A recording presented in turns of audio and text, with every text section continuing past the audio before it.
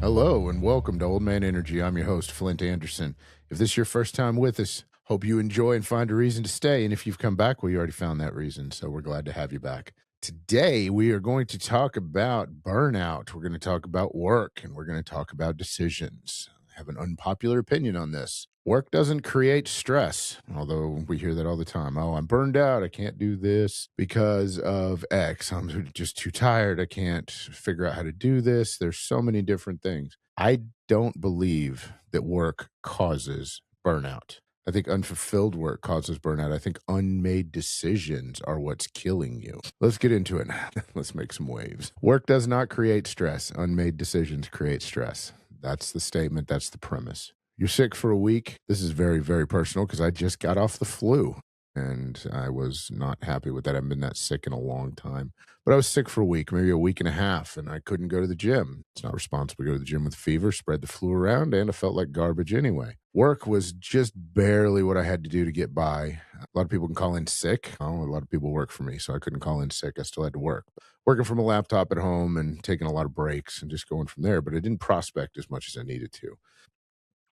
Didn't do that. Didn't reconcile the books. Didn't keep an eye on where the financials are. And I just kept telling myself, oh, I'm going to rest. I'll feel better on Monday. I'll take care of it then. And part of those days, you know what, I was legitimately sick. I should have been sleeping, which I was doing. But there were other days where more than that, it was just kind of a break in the routine. You see, I wasn't stressed from my work that I had to do, but I started as I started feeling better, I started getting more and more stressed. And we all tell ourselves, well, it's because I'm overwhelmed. It's because I haven't done this in a while. So I'm going to take care of it on Monday. But then Monday turns into Tuesday, turns into Wednesday. It keeps getting harder.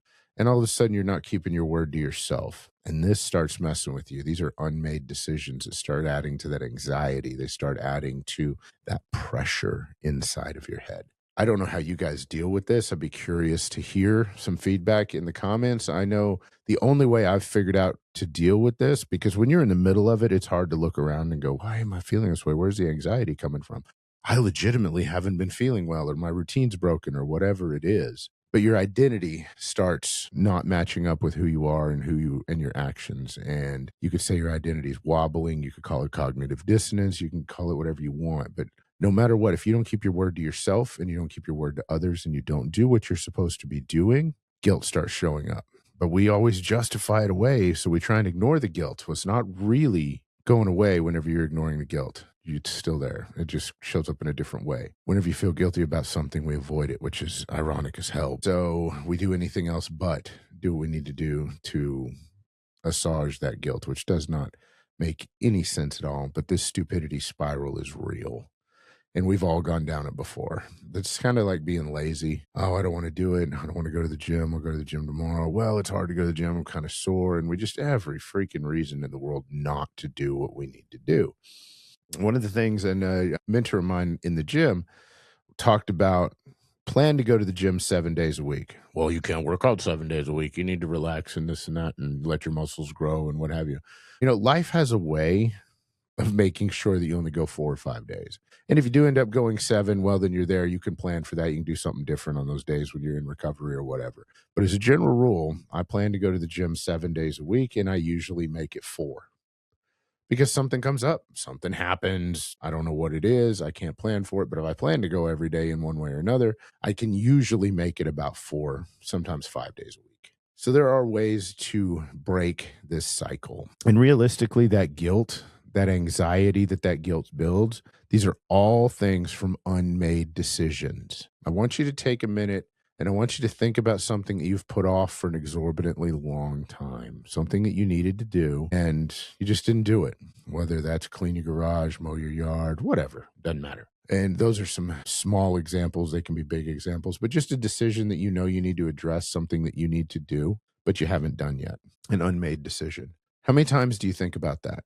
How many times do you get anxiety because of that? How many times do you beat yourself up over, why can't I just do it? I know it only takes 5 minutes. There's a lot of jokes out there for guys. Our wives will ask us to do something over and over and over again. It gets to the point where we haven't done it in so long that then we start having anxiety about doing it because she's going to realize that it only took us 5 or 10 minutes to actually do what she wanted. And now we have to explain why we put it off for 6 months. So yeah, that anxiety is real. It's funny, but it's real. So when you don't make these decisions, no matter how seemingly small they are, they occupy a certain amount of mental bandwidth. When they occupy that mental bandwidth, it doesn't go away. There's no way to close that loop. There's no way to resolve that because you're not making that decision. And that's where the guilt comes in. That's where the anxiety comes in. And it's not a lot at first. It's just there. It's just underlying. It shows up in either tics or it shows up in repetitive motions or whatever, however you deal with anxiety. Some people drink, some people talk too much, some people worry, some people get an upset stomach. I don't know, whatever it is. But this anxiety starts to erode your trust in yourself because you're not keeping your word to yourself. And if you can't be honest with yourself, you know you're not being honest with everybody else. When you say you're going to do something, do it. When you have a decision that needs to be made, make that decision. Make the choice to do it now instead of later. If something has to be put off till later, you've got an appointment on Tuesday morning at 10 o'clock, you can't run that appointment on Monday evening. It's impossible. So that's not decision anxiety. That's not avoidance. That's just running an appointment. But if you can do something, I'll use an example for myself yesterday. We need to go to the grocery store for things for one of our granddaughter's lunches today. My wife makes her lunch a couple days a week. Got home last night. It wasn't late, 8:15. Was ready to kick back and relax a little bit. Caught up on my paperwork. I was good to go. I was like, okay, I'm going to rest for a little while before I go to bed. And then I was like, well, we really need to go to the grocery store. Now, mind you, folks, the grocery store's across the street. It's not like it's a huge commitment for me to go to the grocery store. I was like, I'll go in the morning. I was very busy today. I had a lot of appointments. I had no business going this morning. So after I told Des, I was like, well, I'll go in the morning. And she was fine. I mean, ultimately, in the whole scheme of the world, it wasn't that big of a deal whether I went last night or whether I went this morning. But to me, it was. And until finally I sat down, immediately stood back up again and said, I'm going to go get that stuff we need at the store. I'll be right back. I wasn't even gone 15 minutes. Came back. Lunch got made. I had one less thing to do this morning. And lo and behold, a few of the things that I had to do early ended up taking longer. And it would have been just a sideways cluster to actually get her lunch to her on time if I'd tried to go this morning, which seemed simple enough. So taking that action and doing something right now is huge. Make sure that anything you have that you can accomplish and that you can get rid of right now, you need to do. You need to get it off of your plate. This helps between decision fatigue and decision avoidance. You're going to hear me talk about decision fatigue from time to time. You usually don't get tired from making decisions, or you can, and that's decision fatigue. We'll talk about that in a minute. But you get more tired from not making them, from putting them on. Decision fatigue, especially in high performers, and those high performers that I coach, the ones that have built themselves up to that, they struggle with this because they're not used to it. Most executives and high performers that I've known that have operated in that arena for a while understand that their whole job is to make 3 or 4 really good decisions every day. And they eliminate everything that doesn't directly tie into them making those decisions, because those decisions are usually worth millions of dollars, hundreds of jobs, whatever, to the company. They have to be done, and they have to be done. You hear some folks talk about not making major decisions in the afternoon because they're already tired. You have a certain amount of time throughout the course of the day and a certain amount of mental bandwidth that you can use to make your decisions throughout the course of the day. And once you've reached that bandwidth, you need to back off. You need to not make any more major decisions for the next day. This is where sleep on it comes from. This is where some folks only do routine things in the afternoon that they don't have any major decision to do. They do research, they do background, whatever it happens to be. That's decision fatigue. Decision avoidance feels a lot like decision fatigue, but it's a lot more stressful, and there's a lot of anxiety because it just keeps building and it occupies a lot more space. Once you've made a decision, right or wrong, good or bad, you've made that decision and decided to move forward with it. Decision fatigue occupies that same space over and over again. Your brain constantly feels like it needs to chew on it. And as a result, that emotional bandwidth gets taken up, and the anxiety of not making that decision becomes even worse. Or worse, knowing that you've already made a decision but not acting upon it, that creates cognitive dissonance, and that creates another issue, which we're going to talk about later in the podcast. So decision fatigue and decision avoidance are two very different things, and both things that you need to be aware of. Illusion of waiting for clarity. Clarity does not come from, I'll think about it. There are times when you need to take some time. If you're emotional about a decision, if you're excited about it, angry about it, frustrated about it, any heightened emotional state, you need to sleep on it. I always say, if it's a good idea tonight, still be a good idea in the morning. That's if you're excited about it. If you're mad about it, I'm going to send an email and teach them a lesson. I'm going to call them. If you still feel the same way in the morning, then do it. Or 12 hours from then, or whatever time period you can give yourself to shift from that emotional choice to that practical choice. That's not waiting for clarity. What I'm talking about is looking at something and going, I'm going to wait for lightning bolts to strike my brain and tell me what the right thing to do here is. That's never going to happen. Clarity comes from movement. Inaction never creates it. You make the decision, you start working towards something. It's the wrong decision to make whatever you want to make happen. You learn it very quickly. Your clarity comes and you make a different decision and you go a different direction because now you know what not to do. A lot of high performers out there will make decisions very quickly, act on them to see if they work. So by the time your clarity arrives and you start working on an idea, they've already failed 4 or 5 times and have figured out how to make things work. They're already ahead of you and you'll never catch them. Clarity comes from action, not inaction. It never comes from inaction. How about this one? I'm going to start that diet on Monday. I'm going to start working out on Monday. I'm going to do X at the beginning of the year. These are my New Year's resolutions. I'm going to do this. All this is procrastination designed as planning and strategy. If something's worth doing, start it now. Don't wait till Monday. Don't wait until the perfect time. It's never going to be the perfect time. You're never going to be less busy than you are today. That wait until Monday mentality is never about readiness. It's about the emotional comfort, and you get to enjoy the fact that you decided to do something and now you have a date. So you get that little dopamine release that makes you feel good, like you've actually done something. You haven't done shit, but decide not to do something until some future date. And like most New Year's resolutions, or Monday comes around, God, Monday was such a bad day. It was so hard. I didn't get to start. I should have gone to the gym today, but it was hard. I'll do it tomorrow. I'll do it tomorrow. I'll start eating better tomorrow. Today was just hard. It's all a lie. And it's a lie we tell ourselves to make ourselves feel better. When you delay these decisions, you delay the action upon these decisions that you think you've made, all you're doing is increasing your pain and giving yourself the opportunity to second guess a decision that you already resolved.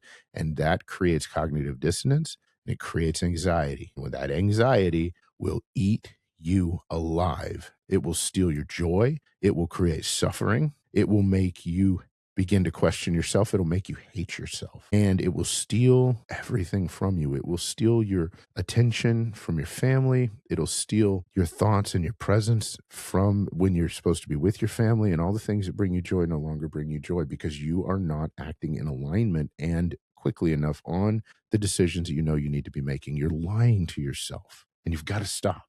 If you don't stop, you're going to constantly be exhausted and tired. And the thing is, when you start digging out of this hole, it sucks because you start telling yourself the truth and then you start acting upon it. And then you have to admit all the other places that you haven't told yourself the truth.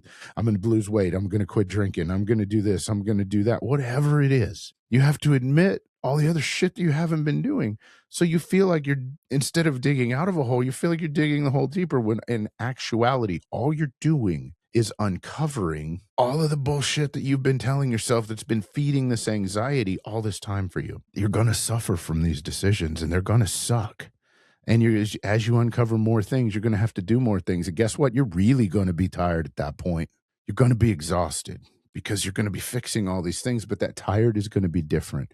Because when you go to bed, you're going to sleep like a baby, because for once, and as long as you can remember, you're being true to yourself. You're being honest with yourself, and you're doing what you said you were going to do. So you feel good about it, even though you're tired, even though you're suffering, even though you're having to eat a lot of crow and go and do the things you know you need to be doing. So in this case, speed reduces your suffering. Get it done faster. It's like ripping a Band-Aid off. It's like nobody likes to pull the Band-Aid off slowly because it hurts. Although we think if we go slowly, it's just going to hurt a little bit when we take it more. Whereas if you rip it off, it hurts a lot right then. And then it's done. It goes away just as fast. Speed reduces suffering. So I want you to take the first part of this podcast and I want you to take it to heart. Well, how do I implement it? How do I start doing this? You need to break the current routine that you're in and shock your identity. You can call this a pattern interrupt. You can call it a routine shakeup. You can call it new habits. I don't give a shit what you call it, but you need to do something that shocks your system into action. Your routine becomes your identity reinforcement. I am this. I'm a lifter. I'm not a bodybuilder. I want to go in there. I want to be as strong as possible. I don't really care about being the most ripped guy in the gym. As long as my belly doesn't flop over the top of my belt, I'm pretty okay. I know I'm not the skinniest guy. I don't mind that I look like a fire plug. I'm 5'9", walking around at 265, but I lift a lot more weight than most anybody I know. I'm a lifter. That's my identity. My routine, by going to the gym and lifting heavy shit on a regular basis, calls me a lifter. Okay, well, this guy obviously lifts weight. Look, he goes there, he's a lifter. I'm a sales rep. I am a hunter. I go out and I find deals. I'm good at creating my own leads from prospects. I prospect. I'm a producer. My routine proves that. Well, I like to write. What does that mean? I got to spend some time thinking, have some quality shit to write about. I like to do a podcast. What does that mean? That means I'm a thinker. Modern day philosopher, pop culture philosopher, whatever you want to call it. My routine backs up the fact that that's who I am, no longer cognitive dissonant. Now, I stopped going to the gym.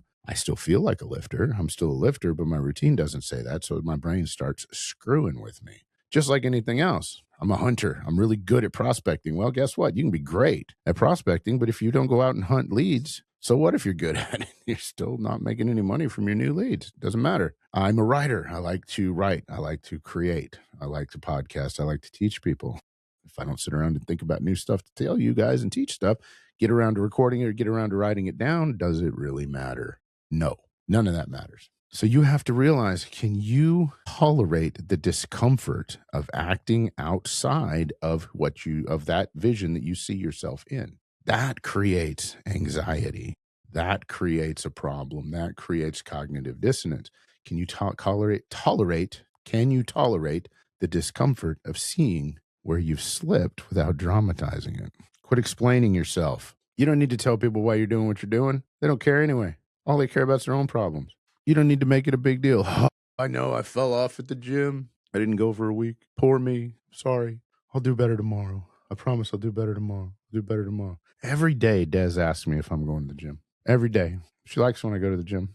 Says I'm more confident when I go to the gym. We'll talk about that in a few minutes. But I don't go every day. Some days I just can't. On the days that I realistically had shit to do or I was sore or whatever, my answers to her are much different on those days. No, not yet.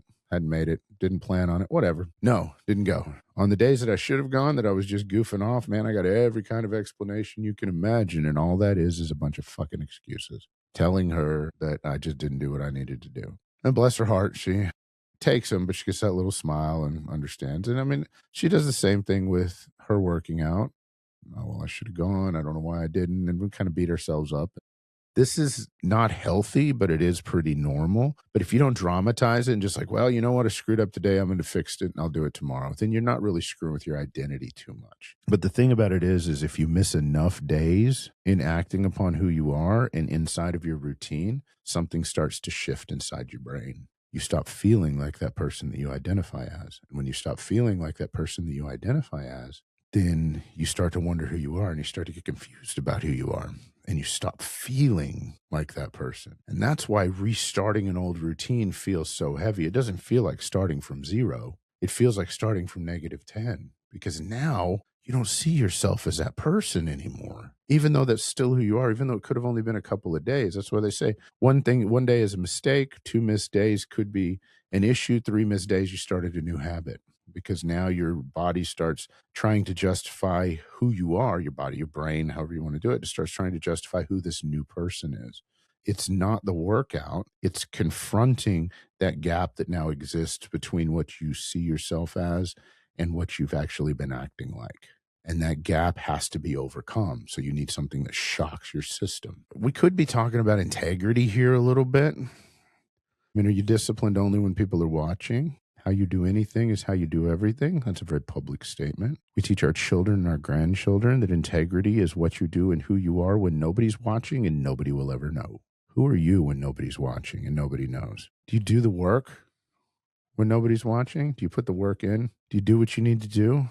Or do you slack off and pretend nobody will notice? And a lot of times nobody will, but you will, and it'll still mess with you. This is why some people that just look like they're failing constantly are perfectly happy, because they don't have to argue with themselves about who they are. They don't mind getting back up every time they fail, and nobody likes it, but they don't mind it because they know it's not who they are. It just happens. Some days, some weeks, some months, you're going to go through time periods where you live in trials, where you wake up every day and all you do is eat a shit sandwich. And it seems like nothing you're doing is working out the way it's supposed to work out. And you think, man, this is not who I am. Why isn't this working? And you're frustrated and you're angry, but it never impacts who you really are because your routine is solid. Your standards are solid. That discipline, that mechanical discipline that you've ingrained over time continues to carry you forward when you have to eat that shit sandwich every day. So you can smile, shove it in your mouth and go, can I have another? Because you know it's not forever. This is how you can take your internal routine and not be impacted by external factors. You'll be tested. And you not having your own integrity to keep your word to yourself is when guilt starts to creep in. And then when the world starts testing you, it gets even worse. Because then you start feeling like you created it. And when you're guilty about something already and you're living out of alignment with what you believe you are and who you know yourself to be, that guilt gets even worse. And it just starts that stupidity spiral I talked about at the beginning of the episode again. And here you go. You first got to stop it. It's like, whether you find yourself in a hole, the first thing to do is quit digging. Whenever you find that stupidity spiral, you have to have a massive pattern interrupt. Let's talk about the guilt for a minute, because guilt says I failed. Guilt says it's over. Guilt says I can't recover. Guilt says I've been lying to myself and lying to everybody else and I feel bad about it. Now, you can reframe that and you can say, okay, I'm responsible for this. I paused. I stopped doing what I needed to do for a little while. Now I start doing it again and I stop this stupidity spiral from continuing to drag me down. Guilt makes you paralyzed. It's not the same thing as stopping. But responsibility moves you forward, accepting ownership of what's going on in your life and then deciding to do something about it, whether or not it's your fault, doesn't matter. That allows you to move forward. And here's the trap. Here's the thing. If you act out of guilt instead of responsibility, you slam yourself with overcorrection because now you're trying to make up for something that you feel like you did wrong. Whereas just accepting responsibility says, okay, that didn't work out. Maybe I didn't make the right choice, so I'm going to do the right thing moving forward. So you miss 2 weeks at the gym and you're feeling guilty about it. And you go back and you want to hit not only 100% of intensity where you were 2 weeks ago before you went in there, but you want to do 110% because I'm going to give it my all because I'm not tired. I'm tired of feeling guilty and I'm not going to do it. And you hurt yourself because you're trying to prove to other people that you have integrity instead of just accepting responsibility for what happens and moving forward and going, you know what? I took a couple weeks off. It was an unintended break. I'm back. You don't owe anybody an explanation as to why. Maybe your spouse, depending on what it is. I don't know. You're accountable to somebody. Maybe you owe them an explanation. But even then, they don't really want to hear the explanation. They just want to hear that you took ownership of it and you're moving forward. Don't let your ego control you, because your egos comes from a position of guilt, especially in this situation. I'm better than this. I'm going to go show the world that I'm making up for it. And you're just going to end up hurting yourself. That's not discipline. That's just ego. And the thing is, when you try and overcome something and overcorrect because you feel guilty, that's really trying to quickly overcome your own shame. And none of us like to feel ashamed of ourselves. We definitely don't want our spouses and those people that look up to us in our life to be ashamed of us. And we get it all built up in our head that we have to be perfect. We know we don't have to be perfect. We just have to be honest. We've got to be honest with ourselves and with those people around us. They don't expect perfection, but they know when we're lying and pretending that we're perfect. So we end up blowing ourselves up and trying to be this macho person and have our ego compensate for this shame. How do you deal with this? How do you deal with this stupidity spasm, this stupidity spiral, this guilt, this fear? The first thing you have to do is stop. Stop blowing it out of proportion. Stop allowing it to be bigger than what it truly is. Shrink that target down to something that's achievable. And then you execute on it immediately. Then you rebuild your rhythm instead of your intensity. Your intensity will come with repetition, with confidence. Start now. If you haven't gone to the gym, fine. I'll go lift weights in the garage. I'll go do some push-ups, 5 push-ups, 10 push-ups, whatever it is. Do it now. And then go to the gym tomorrow morning and continue on. You don't have time. Got to get up early. Well, so what? Do it. It doesn't matter. Start now. Make it achievable and then rebuild your rhythm, fall back into that routine, and that routine will settle on your shoulders like a comfortable jacket. And you'll be able to continue to move forward with intensity that's growing every time you show up because your confidence brings all of that back. And you find out that you're not as bad off as you were originally in the first place, as that guilt and that stupidity was telling you that you were. You need these small wins to rebuild your own identity through credibility. You have to start being credible with yourself, and everybody else will just come along. You're not doing it for everybody else, but they will see it. They will understand. And we always say this, "Oh, God, I've been sick. I'm out of it. I just got to get back to normal. I got to get back to my normal routine." Well, I hate to break it to you, but there is no normal. There's only the current standards for what you've been doing. Your normal is what you did for the last 3 days or the last week. Well, maybe I only went to the gym twice in the last week. Well, guess what? That's your norm. You want your norm to be different? Do something different. There is no normal. It's just currently what you're doing. Sometimes your life changes. Sometimes you change. I lift in a very odd way at the gym because of the RA. There's things I want to do. There's programs out there I want to do to try and put some more size on or to get jacked, or because my buddies came up with these plans and these ideas, and I love them. And sometimes they work and sometimes they don't.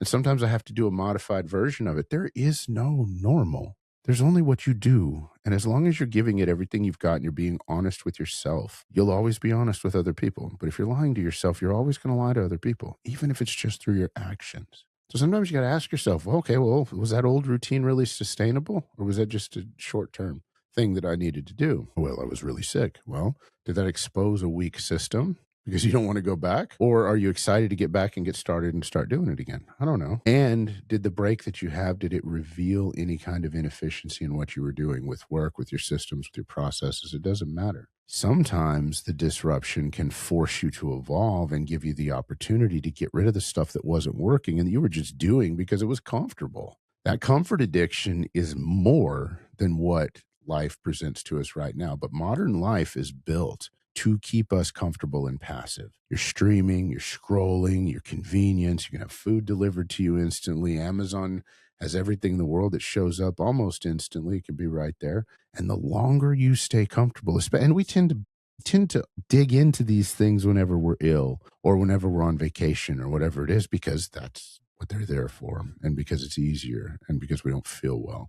But then it gets real easy to stay there. And the longer you stay in that comfort zone, the more difficult discipline feels. So your normal starts sliding into this comfortable level. And you will feel more comfortable inside of discipline. You'll feel more comfortable in your own skin, but it doesn't look that way up front. And you are literally assaulted every single day with every kind of distraction imaginable. Look at how much time you spend on your phone just mindlessly scrolling. I ask myself 100 times a day, why am I watching this? I don't give a shit about this. What am I doing? I went to look something up and all of a sudden I'm 4 layers deep and studying about how avocados don't grow in Alaska or whatever it happens to be. It's mind boggling that even being cognizant of it and aware of it, it still happens because they're that good. They're that well designed. You have to fight against that so that you can maintain that level of discipline. And you have to not beat yourself up. This is where mechanical discipline and self-authority save your ass. You have to bring it back to your standards. You have to know why you're doing what you're doing. Mechanical discipline is simply movement without negotiation. It doesn't matter how you feel. You don't ask yourself how you feel. You ask yourself what today's minimum standards are, and you act upon them immediately. And there is no 0 day. You can have a day off, but you still have standards that you have to act upon those days. That would be the equivalent to being on a great diet 5 days a week or 4 days a week, and you go out and blow it all on the weekends and eat 10,000 calories, and you wonder why you're not losing weight. You exercise, you eat healthy and clean, and then you go out and drink 2 or 3 nights a week. Am I not losing weight? What's going on? I don't know. You justify it. Oh, I need it. I'm just unwinding. It's only 1 or 2 beers, whatever it happens to be. But that's not mechanical discipline. That's slipping back into your standard, into that comfort zone. And I was the worst about that. Before I quit drinking, I was very guilty of that. I could justify a couple of beers every which way to Sunday, and I loved it until I didn't, until I realized, well, there's a reason you're fat and feel like shit every day. And you had to break that routine. And my solution to breaking that routine was just to freaking stop. And then that became who I am because of the mechanical discipline. But when your routine breaks down, are you still your premier authority in your own life? Or when your routine breaks down, do you start letting other people and other things tell you what to do and how to act? by other things, I mean your emotions. Because when you're doing mechanical discipline and you set your standards every day and you show up every day and you just do what needs to be done and you get your shit done every day, you don't think about how you feel. You don't think about if it's raining. You don't think about any of it. It's just this shit's getting done today, come hell or high water. Well, what if the day goes to hell? Still going to finish all this shit. This is what I do. This is who I am. But when your routine breaks and your moods take over, God, I don't feel like it today. I'm so tired. I don't want to do it. The sun rose the wrong side of the bed this morning. Whatever. I mean, any excuse will do. If you're going to lie to yourself and allow your emotions to take over and just act like a little bitch, then you don't have to have a good excuse because you're just going to believe whichever one you tell yourself anyway. So what does it matter? And I've heard some stupid ones. Trust me, I've heard some really stupid ones over the years. So if your moods are running the show, this is a much deeper issue than mechanical discipline because you don't lose your discipline overnight. Slowly, one thing at a time, you surrender your sovereignty and authority to yourself, not to other people, just to yourself. But I'm so stressed out. How am I supposed to do what I need to do? Well, I hate to break this to you, but I'm going to come back to what I said at the beginning, is that burnout is not from work. Stress has two different heads on it. Stress from inaction, stress from action, stress from excitement, stress from fear. They all are stress. How you deal with them and how you feel as they move forward and through, that's the big difference. Break stress into two separate categories. Productive stress from action. When I go and lift weights at the gym, that's stressful. My body under stress, that's what makes muscles grow. But I feel better when I'm done because it was a choice. And then there's toxic stress from avoidance. And this is where your cortisol levels spike and you feel guilty for not doing what you need to do. And then you want to hide in the bedroom and you get paranoid and you keep the blinds closed and you just, don't bother me, leave me alone. I'm busy, feeling sorry for myself or whatever. Maybe that's a gross exaggeration, but it's not for somebody if it's not. So execution stress builds resilience. This is good for your body. This is something that allows you to become stronger, not only mentally, but physically. We can reverse that too and say if you're lifting weights, it allows you to become physically stronger, which allows you to become mentally stronger. Training stress builds strength. Avoidance stress builds shame. It can lead to paranoia. It's elevated cortisol levels. It's just not good for you. Avoiding decisions need to be made and things that need to be done is way more damaging to your body than you understand. Most people avoid productive stress because it feels tiring. And it does feel tiring at first until you get used to it. But as a result, they run towards that toxic stress. And so they're still dealing with the same amount of stress, but now there's no release for it and it's not good for them. So as a result, they feel worse and you start going down that spiral again. This is why you feel constantly tired all the time. When you are living inside mechanical discipline, when you are going to the gym and exercising on a regular basis, running, cycling, whatever it is that you do to get your body moving, you look more attractive because you have more confidence. Positive action, positive stress creates confidence. Confidence is attractive, but confidence is not a personality trait. It's a byproduct of action over time. Confidence is earned evidence. That's why when somebody fit walks in, they command a certain level of respect because you cannot buy a fit body. You earned it, and nobody can deny that. There's no pill, there's no shot, there's no nothing that will create a fit body for you other than spending time exercising and taking care of yourself and minding what you eat. The other piece of that is you start trusting yourself because you have proof that you see every time you look in the mirror. You have proof because you acted upon it, and you have proof because you can see it. And you acted even when it was inconvenient, and you acted and did what you needed to do even when it was hard or when you didn't feel like it. And that's it. You don't ever feel confident before you move into something. You have to have done something in order to feel confident about it. You can't think yourself into confidence. You might practice, and there's some psychological tests out there where they say if you visualize enough things and you visualize doing something over and over, you will get better at it, but that does not breed confidence. You actually have to get out there and physically do it. Now, when you have a bunch of unmade decisions, it has the opposite effect. This destroys your confidence quietly.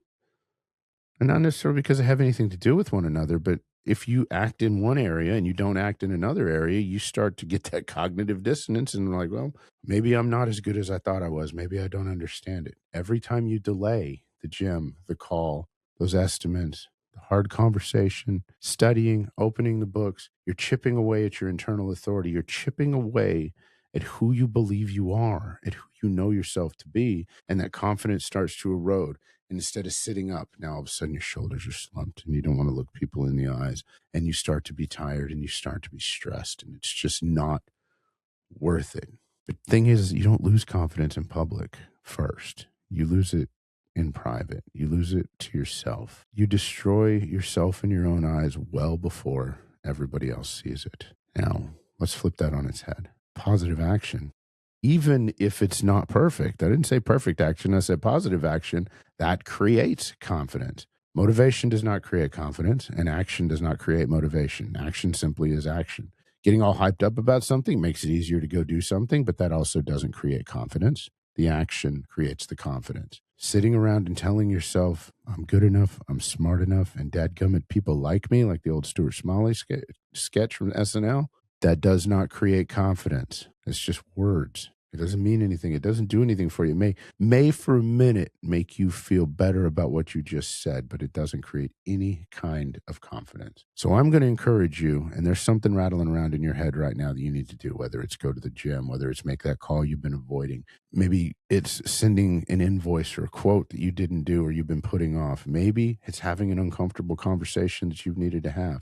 Go do that thing that's rattling around in your head right now. Push pause and go do it, and then come back and listen to the rest of this, because it's going to be worth it. And after that, take a look at yourself in the mirror. Look at your posture. Look at you holding your head up. Your tone changes when you're talking. Yeah, I'm the man. I did what or the woman, either one. I did what I needed to do. Your eye contact changes. You can look those people in the eye now. Oh man, you know what? I'm feeling really good about this. I did that all from one action. All of those things come from that one action. The thing is, though, you got to continue to make those actions to maintain that positive attitude and that quiet confidence. It's not built in thought. It's built only in execution. Completely. Confidence is important in every area of your life. People are drawn to those who take action. People are drawn to those who take action in business, who take action in leadership, and who take action in relationships. Movement signals certainty. I know that we're doing this right now. Is this the right thing to do? I believe so. If it's the wrong thing and I don't need to be doing this, I'm going to figure it out pretty quickly. I'm going to own that, and we're going to go do the right thing. It doesn't have to be perfect. You just have to be certain and committed to the action that you're doing. Because even imperfect forward motion is still leadership. But hesitation, hedging your bets, taking a poll, that reads as instability, and it makes you look weak. It makes you look like you don't know what you're doing. And I'm not telling you to run off half-cocked. If you got to ask people for their opinion because you really need their opinion, not just because you're trying to avoid making a decision, get it, and then make that decision, whether or not it agrees with the input that they gave, and then go on. Don't second guess it. I have rarely, not as often as I should have, made the statement, I don't think you understand. I wasn't asking for permission. I was looking for input. I should probably use that statement more. And this is a personal growth thing for me. I'm fairly confident whenever I move forward, but I'm talking about myself here. When I get in the middle of these stupidity spirals, oh my God, they're so hard to break. It's ridiculous. Nobody feels ready when they're coming out of these problems, whether it's coming off illness, whether it's slipping up in your routine, or whether it's having to restart for whatever reason. You don't ever feel ready. You don't feel ready until you're already doing it. It's kind of like getting up and doing what you need to do and waking up halfway through your morning routine. Feeling that way never precedes the action. The action always precedes the feeling. If you wait to feel confident, you're going to wait forever. If you start acting like you're confident and taking steps to do what you need to do, the confidence will be there, because this ties back into the self-authority. You're doing what you tell yourself needs to be done on a regular basis. That creates confidence. I did this because I said I was going to do this. I don't need your permission. I don't need your understanding. I just need you not to fight me on it because I said I needed to do this. If I'm wrong, I'm the one that's responsible for it, and I'll change my mind and I'll move on from there.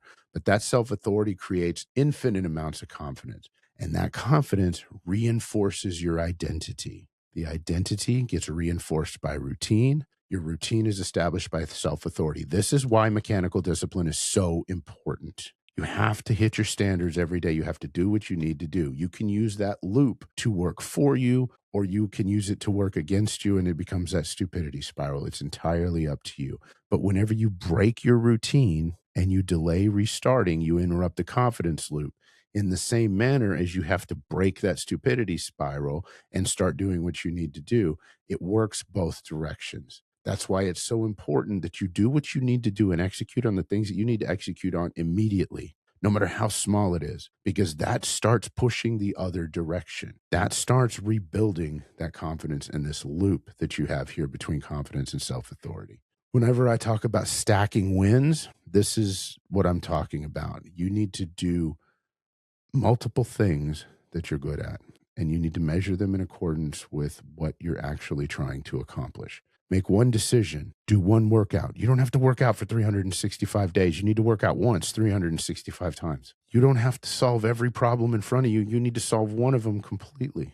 You don't have to make every decision right now today. You need to make one decision, period. That's it. If you have a partner in your life, you can share your struggles with your partner. The silence makes them feel like they're not doing something wrong, or like they're not doing something right, like they're doing something wrong, like you're excluding them. They don't know what's going on. They don't know how to help. And it creates internal chaos. When your routines start slipping and you think you're hiding them, you're not. They know. They know. You can't go to the gym and sit in the parking lot and lie about going there. You're not going to look any different. You don't come home. You don't have that same level of confidence. So they know. You compound that stress with secrecy, with lying to them. And even though you're not telling them, you're still lying to them. So that stress keeps growing, and it grows in isolation. That leads to distrust. That got all kinds of problems going on. Leadership includes difficult, honest conversations with your partner and with those around you. Your momentum does not start huge. It starts small. One thing, 5 push-ups, 1 call, 1 sales call, 1 page read out of the book you need to do, 1 uncomfortable email sent. These tiny actions restore your identity. They rebuild your confidence.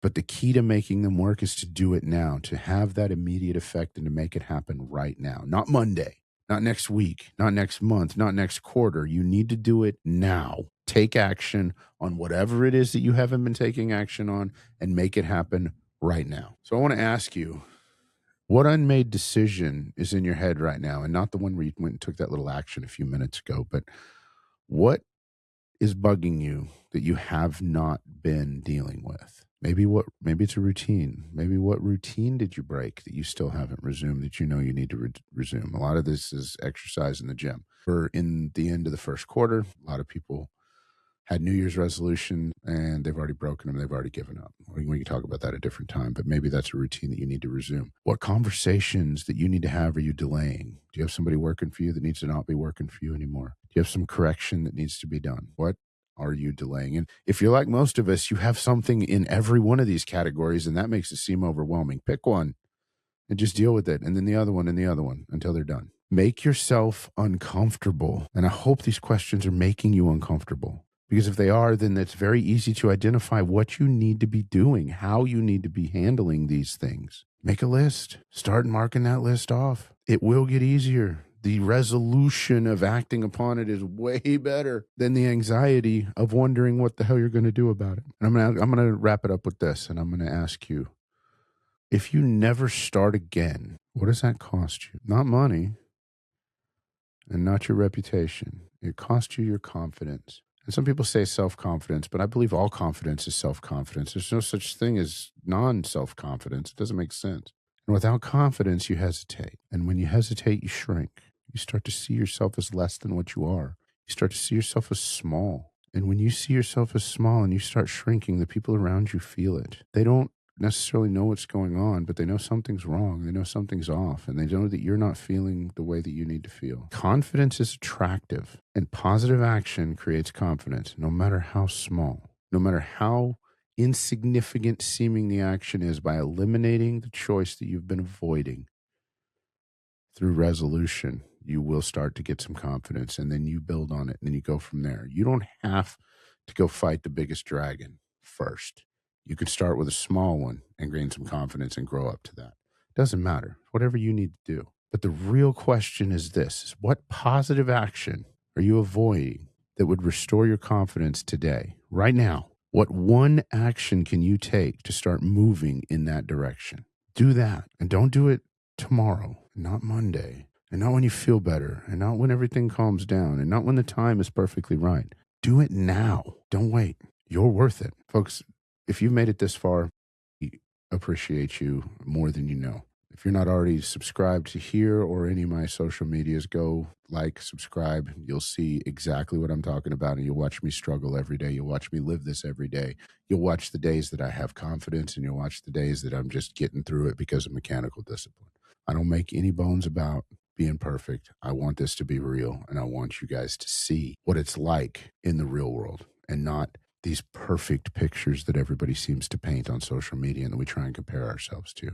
And if you want to join me on that journey, if you're an entrepreneur, and if you're a dad, anybody else that just wants to not be walking alone out there, wants some additional value, if you found some in my systems and in my podcast, then reach out, shoot us a message. Let's see if there's a way that we can work together moving forward. I love each and every one of you. Find somebody that you can share this message with and take action right now. As soon as you stop listening, go do what you need to do. I love y'all. Peace.